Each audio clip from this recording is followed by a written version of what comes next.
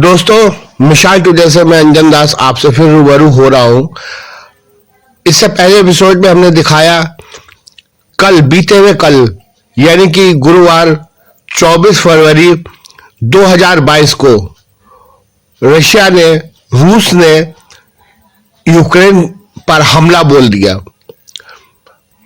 हम ये जानना चाहेंगे कि आखिर ये जो विवाद की जड़ है, ये हमला क्यों हुआ और क्यों हमारा विश्व तीसरे विश्व युद्ध की कगार की पर दुनिया लगभग पहुंच सी ही गई है। यह जानना जरूरी है कि आखिर इस विवाद की जड़ क्या है। सोवियत संघ के जमाने से कभी मित्र रहे इस प्रांत के दो देश बनने के बाद एक दूसरे के शत्रु क्यों बन गए और वहां की ताजा हालात क्या है। दोस्तों,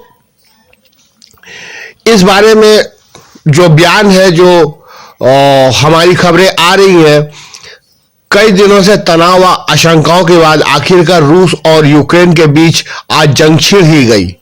आज मतलब 24 फरवरी 2022। इस युद्ध ने यूरोप के महायुद्ध व तीसरे विश्व युद्ध के हालात पैदा कर दिए हैं।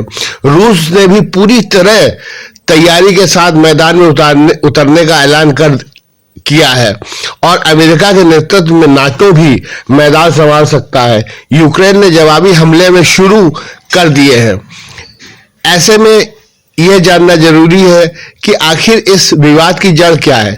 सोवियत संघ जमाने में कभी मित्र रहे हैं।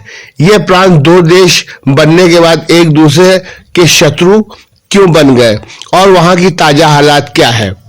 आइए हम बताते हैं। यूक्रेन की सीमा पश्चिम में यूरोप और पूर्व में रूस से जुड़ी हुई है। 1991 तक यूक्रेन पूर्वीवत सोवियत संघ का हिस्सा था।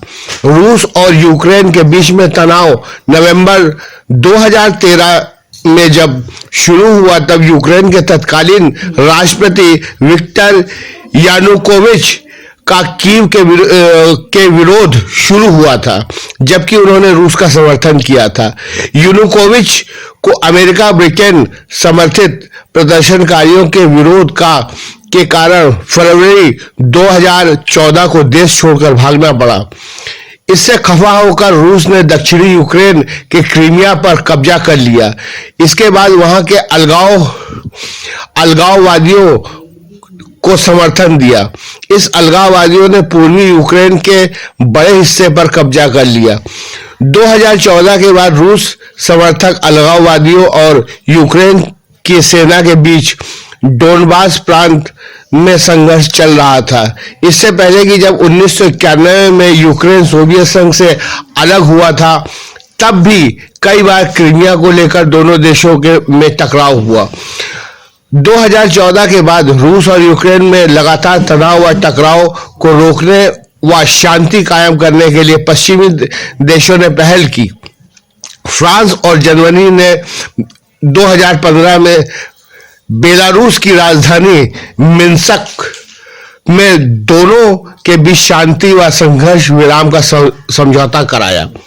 हाल ही में यूक्रेन ने नाटो के करीबी व दोस्ती संगठन गांठना शुरू किया।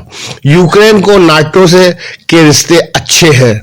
1949 में तत्कालीन सोवियत संघ से निपटने के लिए नाटो यानी उत्तर अटलांटिक संधि संगठन बनाया गया था।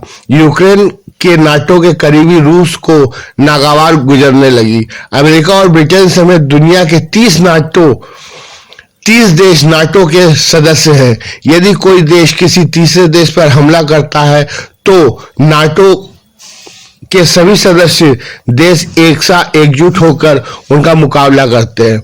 रूस चाहता है कि नाटो अपना विस्तार न करे। राष्ट्रपति पुतिन की इसी मांग को लेकर यूक्रेन व पश्चिम देशों पर दबाव डाल रहे थे। आखिरकार रूस ने अमेरिका व अन्य देशों की पाबंदियों की परवाह किए बगैर गुरुवार को यूक्रेन पर हमला बोल दिया, यानी बीते हुए कल। अब यदि नाटो ने रूस पर जवाबी कार्रवाई की और यूरोप और अन्य देशों के जंग में कूदे तो तीसरे विश्व युद्ध का खतरा बढ़ जाएगा।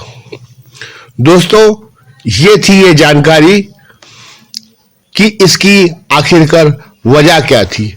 अभी हम आपसे विदा लेते हैं, अभी हम आपसे मिलते हैं हमारे अगले एपिसोड इसी रशिया वॉर पे। धन्यवाद।